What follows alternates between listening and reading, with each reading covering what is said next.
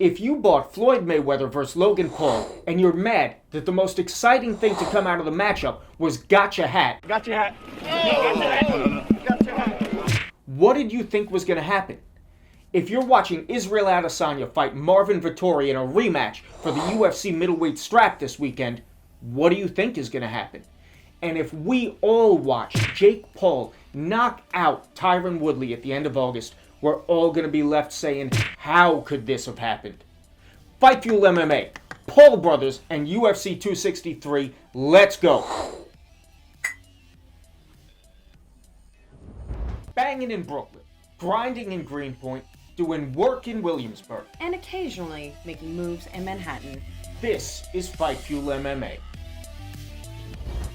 All right, the long-awaited UFC 263 is going down Saturday, June 12th. That is coming up. 10 p.m., main card starts, and it is headlined by Israel Adesanya versus Marvin Vettori 2 for the middleweight strap. This is a fight that we're actually really curious as to what is going to happen. Yeah, if you've been watching us for any length of time, anytime we talk about Israel Adesanya, we usually mention the first matchup between him and Marvin Vettori because it was a very close fight, and as Dana White quoted in an interview, it made Israel Adesanya look human. A win's a win, but I'm not happy with it. Dana, I know you're around. He looked human tonight, but he's very, very good. Because he was coming up on lots of hype that he was the next Anderson Silva, but better. Yeah, he was saying he didn't like the Anderson Silva comparisons, but if you're going to get compared to somebody, a prime spider, that's not too shabby. But in the first Marvin Vettori fight, Adesanya easily lost the third round. The first two were close. It went to a split decision, and it was the only kind of blemish on his MMA record up until that point. Yeah. Well, we could say at middleweight. Correct. Say it that way, because he is coming off of a loss. He went up in weight for his last bout against Jan Blachowicz for the light heavyweight title, which he lost. So he got taken out by the Polish power. I know. The luster is still there, though, because that was a tall order for him, and we called it. So. Yeah. If anything, it just showed that 185 is the weight class for Izzy. I know Absolutely. he was talking about going up to fight Jon Jones at light heavyweight. He was talking some craziness about following Jones to heavyweight. Whew. But that's a lot. 185. That's where he should be. Stay there for now, yeah. Now, in this upcoming bout, it's really on Adesanya to have a spectacular performance. Because like Joy said, coming off that loss, he wants to keep that aura of invincibility. Yeah, and I don't think he really lost too much of it coming off of that loss. If anything, the way he carried himself in defeat, the way he handled himself after the fight, he won over anyone who was on the fence about him, in my opinion. So, if anything, it didn't decrease his stock, we'll say. Yeah, that's a fact. I was rooting for Blachowicz in that fight, but that's just because I really like his backstory. Yeah. Now, the big question with this Marvin Vettori Israel Adesanya rematch is which fighter has improved more, because they're not the same fighters they were when they met 3 years ago. Yeah, 3 years is a long time when you're at the top of your game in the UFC. Games change, new games develop, and sometimes you see people, they were wrestlers and now all of a sudden they're knocking people out, they're having exciting fights. Kamaru Usman.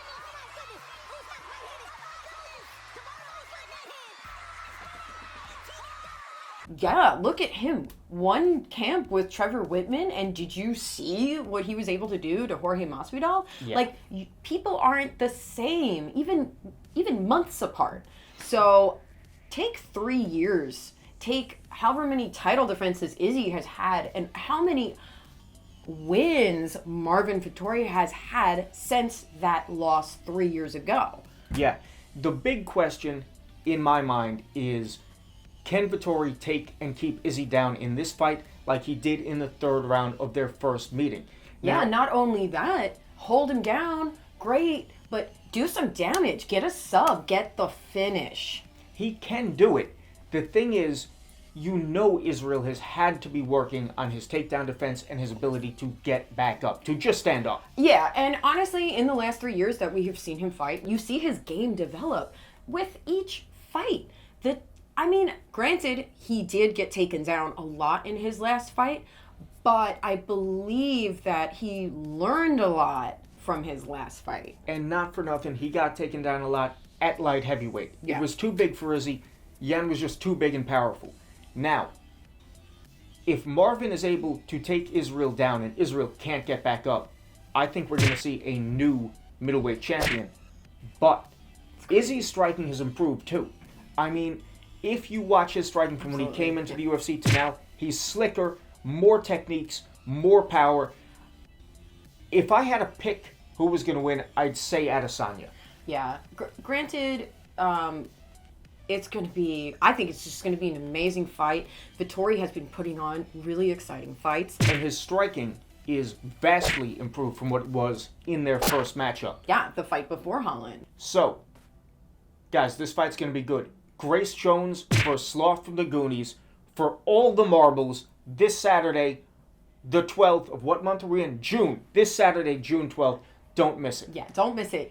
And we have to say, if you guys missed the fights this weekend, the fight night where Rosenstruik damn near knocked the head off of Sakai. Yeah. There was an interview that Michael Bisping was attempting to hold between Izzy and Vettori, and it is just amazing. Like, watching that, just watch that interview. We'll link it below because it's going to increase the hype factor significantly. Yes. Definitely watch it. They go back and forth. Michael Bisping can't even get a word in. Mr. Michael Bisping, who doesn't shut up. He's like, if I could just get a word in for... No? Okay. Yeah, definitely check it out. And you have to see about at the 10-minute mark. We're just going to not say anything, but definitely check about Watch the 10-minute that. mark.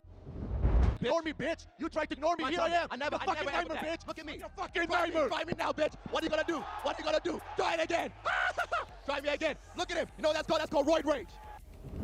Okay, now, not only is that main event going to be amazing, we have to talk about the co-main event. We have to give it its due time. Yes. Because that first fight between Davison Figueiredo and Brandon Moreno was insane. Insane. This is a lot rematch of times, for the flyweight title. another By the way. rematch Yeah. for a title. A lot of times, the flyweights don't get as much love as they should because they're small and because the action doesn't translate as well on screen. But Oh my gosh. even if you don't like flyweights, you This watch fight, that yeah. fight, So good. bell to bell action, really close fight. And the fact that the ref took a point from Figueiredo for a low blow Wow. is what actually turned it into a draw, Amazing. leading Figueiredo to retain his title.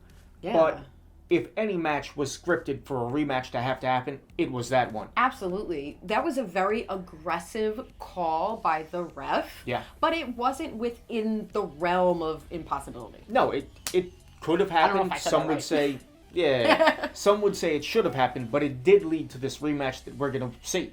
So I'm going to say Figueiredo gets the win in this. I just think he's a little stronger, hits a little harder. But, man, Brandon Moreno comes to scrap. Don't let the babyface fool you. Yeah, I love their scrambles. I love their stand-up, like, right in the pocket throwing exchanges is so crazy. It goes back and forth.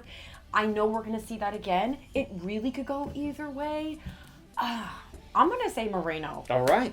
Come on, let's go. I really want to see him win. I want to see him get that belt. I just think he's such an exciting fighter, and I really hope that he gets it for Mexico. He's doing commentary now, Spanish commentary. So, like, I'm just so happy for him. His star is rising. So, if he gets the belt, I'll just put a little cap on it. All right. And one more match we would be remiss to not talk about. Because this is crazy. We've got the return of Stockton's own Nate Diaz.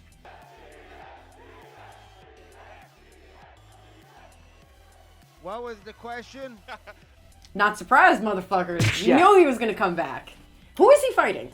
Nate Diaz is fighting Leon Rocky Edwards. This is going to be a really tough fight. This is another fighter we haven't seen that much of. A lot of inactivity from Edwards, a lot of trying to Nate pick Diaz his... too. Yeah. I mean, But Diaz is at the point now where he doesn't have to be that active. Every time he fights, people are tuning in. oh my gosh, of course. So it's not necessarily the title eliminator that Leon Edwards wanted, but it is a fight with one of the biggest names in the UFC. Guaranteed it's going to be an exciting fight. Guaranteed his stock is going to rise. guaranteed Whoever there will be wins? blood. Yeah. Because, Oh, yeah. yeah. Yeah. You know Nate Diaz is going to get cut open because Leon Edwards' striking is so... based on his last performance, right? We don't really have a lot of footage of him because he was out for so long. He was out for like almost 2 years or something like that. Yeah, and then he came back. He fought Bilal Muhammad. Exciting fight. He was winning clearly. Yeah, until that eye poke, which... A detrimental eye poke. Leon Edwards eye poked Muhammad to the point where the fight had to be scrapped. So what we saw of him was an outstanding version of Leon Edwards. Like the best Leon Edwards we've seen. Just the striking. That head kick. And his Oh my striking gosh. off the break. Yeah. The elbows off the break, which is going to be trouble for Diaz because he does cut easily. Elbows. Yeah. But we know that Nate Diaz is incredibly durable. Some of the best cardio in MMA. And he will just beat you down through attrition until he gets the W. Which comes into play with how this fight is structured. It's third on the card. Yep. However, it's 5 rounds. Unprecedented. Yeah. And I've got to think that Diaz stipulated Yeah. that this fight was going to be 5 rounds because we all know He likes Diaz, those 5-round wars. the longer the fight gets, the better he gets warmed up. So this is going to be one that you cannot miss. Yeah, I mean, really, the whole card is going to be crazy. I would love to see... Who was saying that they wanted to fight both Diaz brothers in one night? Oh, yeah, somebody was it Khamzat? Yes, it was Khamzat Chimaev. Honestly, I think if Nate Diaz wins and we get Khamzat back, I think that'd be hilarious. That fight the lead up to that fight would be amazing. Yeah. I mean, the Diaz brothers are so infamous, so if they did something like that, I mean, they're not going to do something like that, but it'd be pretty cool. And that would combat some other brothers. Yeah, 2 brothers who know all about hype are the Paul brothers. If you hate them, if you like them, you know who they are, and you know that they have been active in the combat sports scene lately. So we did it. We watched Floyd Mayweather versus Logan Paul, and as far as the actual exhibition bout went, it was a terrible match. Floyd proved to us that he's retired. He does not care anymore. He went in there to have a sparring match with an outmatched opponent and to make $120 million. Floyd stays making money, fighting, not fighting, whatever. Yeah. Do you blame him? He was given an opportunity to work very, very little, like, as far as training is concerned, because we've seen Logan Paul box, not that much, but he's a 0-1 professional boxer. Yeah. So it's like, Floyd Mayweather, like, on his worst day, at 85 years old, I feel like could still beat someone who's 0-1. And it's no knock on Logan Paul. He looks like he worked hard. It looks like he was trying to do it. He was putting out strikes. But, of course, Mayweather wasn't there to receive most of them. Yes. I mean, it was a clinch-filled affair. And, again, the biggest takeaway for me was just... Floyd doesn't care anymore. He's even said, this is an exhibition. It's not going on my record. I'm going to make a bunch of money. It's on us if we bought it. That's our fault. But the most interesting thing that happened surrounding this whole matchup was the promotion of the fight and the promotion of a future fight between the younger Paul brother, Jake, and Tyron Woodley. I can't even believe this right now. We were joking around after Tyron Woodley's last loss in the UFC against Vicente Luque. He went out on his shield. It's not like he wasn't lack of trying. 4th fight that he has lost in the UFC, so they cut him. And rightfully so. I feel like he, in his eyes, like he just didn't want to fight anymore. And if where you look he was. if you look at the stats on his last 4 bouts, The striking output is abysmal. it's negative. He hasn't won a single round. He was always a defensive-minded fighter, but in the past, when Woodley was champ or coming for the title in the UFC, he could turn it up. He knocked out Robbie Lawler. You would never take that away from him. That was No. an epic moment. And then not only did he attain the welterweight belt at that time, he had 5 title defenses or something like that. That like catapulted him to being considered one of the greatest welterweights of all time, which, you know, GSP holds the title at the top there, and maybe across the board, arguably greatest fighter of all time. So Woodley, definitely the accolades are there. Former Strikeforce champion also, don't forget that. So he's multiple world titles in multiple organizations. But now, what Tyron Woodley is going to go in the ring to fight Jake Paul. This fight, I think there is a little more jeopardy. Before Jake Paul fought Ben Askren, and we were saying, we made a video about it, that his handlers were geniuses because they picked the most credentialed MMA fighter they could find who had the worst possible hands. Tyron Woodley now, whole different beast. He's has knockout power. We've seen it. If he chooses to use it, Not is lately. the question. Yeah. So If he chooses to use it, that's the big question. Now, I said the most interesting thing about the Logan Paul versus Floyd Mayweather matchup were the things that happened surrounding it. One of those things is that Floyd Mayweather said he wanted to work with Tyron Woodley for his upcoming bout with Jake Paul. Yeah, that was one thing that came out of this whole thing. And Woodley was, rightfully so, very open to accepting his invitation. How could you not? Of course, if you're Woodley, you get the chance to train with one of the best boxers of the modern era. Yeah, you snatch that chance up. You take that. The only thing I think is a little funny is Floyd is best known for his defensive boxing. His past 4 fights, Woodley has been nothing but defensive, with the exception of that Vicente Luque fight. Imagine if Woodley just goes out there, shoulder rolls, and throws 0 strikes for however many rounds this fight's going to be. With the sad look on his face. Yes, I mean, that would be the worst outcome. Let's hope not. No. I want to see Tyron Woodley come out the gate with those hands ready to unload a knockout. Because you know he has one-punch knockout power. We do not know any sort of chin of Jake Paul. We haven't really seen what his chin is like, but he's young. So his chin is probably better than Woodley's at this point, considering Woodley has been knocked out. Yes. I think Jake Paul's chin is going to get tested if this fight ever materializes. Now, my real thought on the matter is, what did I say about the Paul brothers? They're content creators. They're hype builders. They're promoters. Look at the gotcha hat moment when there was an altercation between Jake Paul and Floyd Mayweather, and Jake Paul goes, "Gotcha hat!" runs away. He looks like an idiot. Gotcha hat! It's funny. It's so stupid, but we're still talking about it. It's so ridiculous. That's what the Paul brothers are good at. Making viral moments, making drama. People want to watch them. A fight with Tyron Woodley, it goes outside the realm of creating content. There's real jeopardy for Jake Paul. Yeah, but I don't think Jake Paul ever gets in the ring with him. I think he's using this to build hype.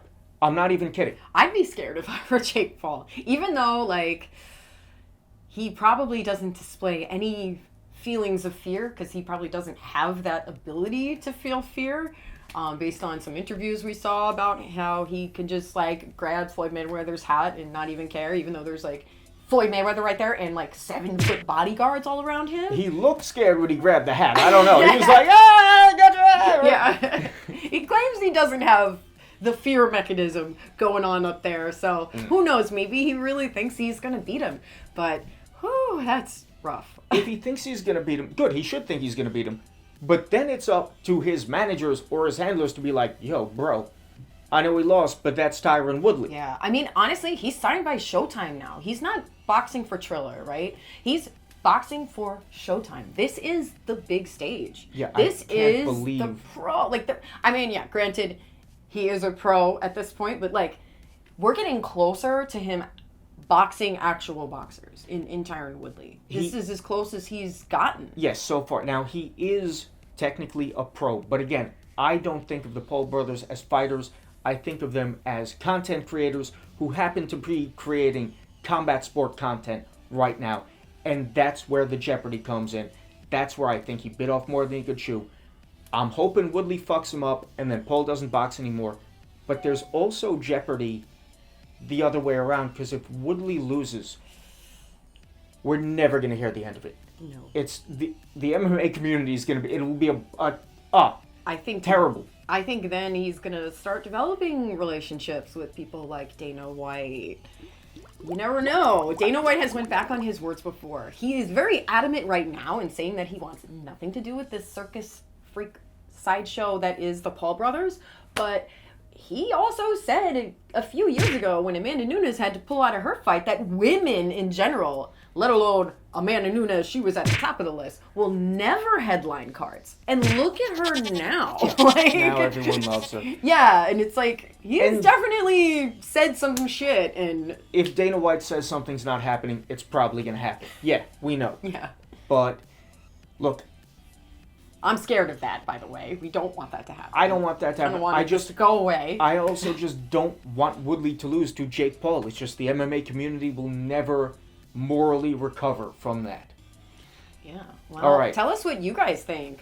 What are your thoughts about this insane matchup? I feel like if this does happen and he does win, what is next for him? This is like unprecedented that someone who is from the content creating world, who is from like Disney has hands. Like, what is this? Kind of. It's never going to happen.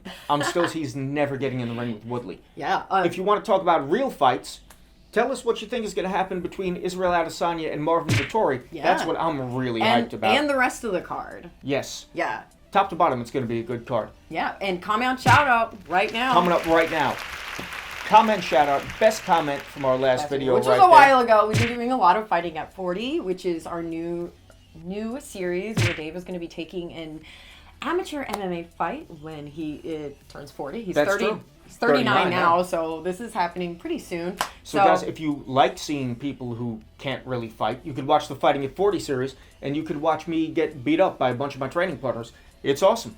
Yeah, it's pretty funny. We'll leave the playlist linked above. Don't forget to check out our merch. We have a video that's in the works where we're going to review everything. Definitely love the mugs. Just really quick. Mugs, this shirt, we'll this link it shirt's where it's at. below. Look at This this. one's This our shirt is favorite, great. Army Green. This one's okay, too. But this one's really soft. So we recommend this shirt over any of the other shirts. But we'll link it below. And thank you guys so much for watching. We'll see you in our next video. Peace.